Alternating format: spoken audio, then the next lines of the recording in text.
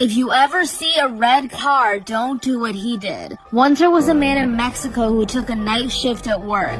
After work, as he was walking home, he saw a bright red car. The red car pulled up in front of him and 3 women were inside. They asked if he needed a ride home, and because he thought they were beautiful and harmless young women, he agreed. The next morning, his wife realized he never came back home. She called his work and they didn't know where he was either, so she called the police. The police then went to his workplace, which is where he was last seen, and began searching. A few miles away, they found his body. It was lying on the side of the road with strange symbols carved all over. The 3 women in the red car turned out to be witches who traveled the road looking for men, usually those who wander the streets late at night. When they found these men, they would entice them to get into their car with them, promise him they could fulfill all of his dreams, then begin their dark occult ritual where he would be sacrificed to the devil. But the most disturbing part of the story is that the bright red car that these witches were driving were painted from the blood of all of their victims. This is why you should never reply to a stranger's email. John got an email from 2 girls claiming to be his sisters even though he was an only child. What's even stranger is that these girls claimed that they were murdered in his house. They were found skinned in the closet. When the investigation failed and no one was found responsible, the parents decided to move on with the new baby. That baby was John, who grew up without knowing anything about his sisters. That's what the emails claimed anyways. John replied to this email saying that he didn't believe them, but that was his fatal mistake. Minutes later, he got another email. It said, "If you don't believe us, look in the closet." The next morning, John was gone. His parents called the police, who found the emails on his laptop and the closet door slightly open. Then they saw what would shock them. They found John in his closet, also skinned alive. Nowhere in the house was there any sign of an intruder. Then when they looked closer, they found something else. A row of faint writing on the wall that read Lisa and Sarah 1993. Then just below it, freshly carved into the wood, John 2007. This is why you should be careful when trying homemade skincare. There's an urban legend about a girl in Korea who tried a DIY skincare treatment at home, but she could have never guessed how terribly wrong it would go. So this girl felt quite insecure about her looks, especially her skin. She wanted to have smooth and silky skin and was ready to do anything to get it. One day she learned about this new skincare treatment you could do at home. All you need to do is mix some sesame seeds in bath water and sit in it.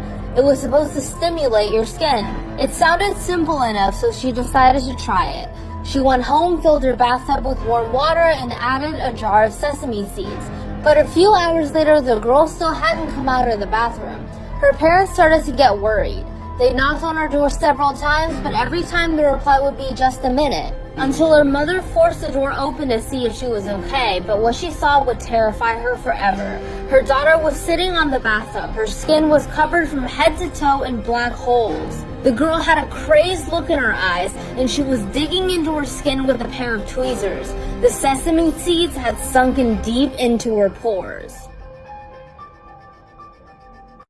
This is why you should never answer a call from your own number. Tim was woken up by his phone constantly ringing, but he ignored it and went back to sleep. That day he went to work, pulled out his phone, and saw that he had a missed call from his own number. He thought this must be a coincidence. He went to hang out with his friend and another call came. This time he picked up and heard his own voice repeating whatever he'd say back to him until he was about to hang up. The voice said, "You're going downhill." He felt very uneasy but tried to let it go. The next morning at work, his number called again, but this time he felt terrified.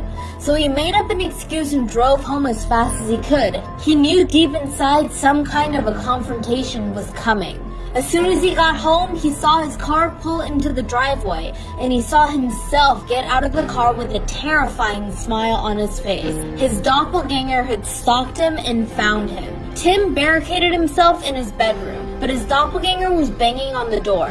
He knew he was almost out of time. That's when he had one last idea. He pulled out his phone and called himself, and he heard his own voice reply, "How are you calling me from this number? Who are you?"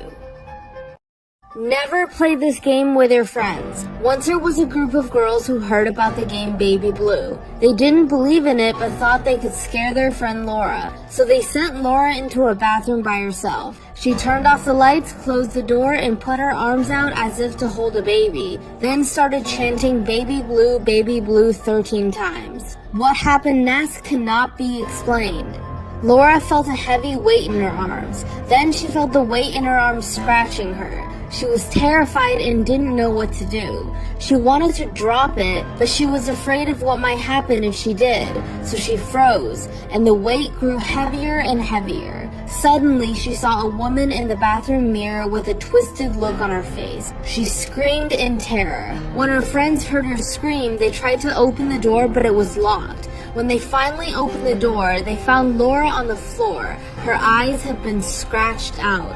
They tried to move her body, but they couldn't, because something large and invisible was pinning her to the ground. This is why you should never take a prank too far.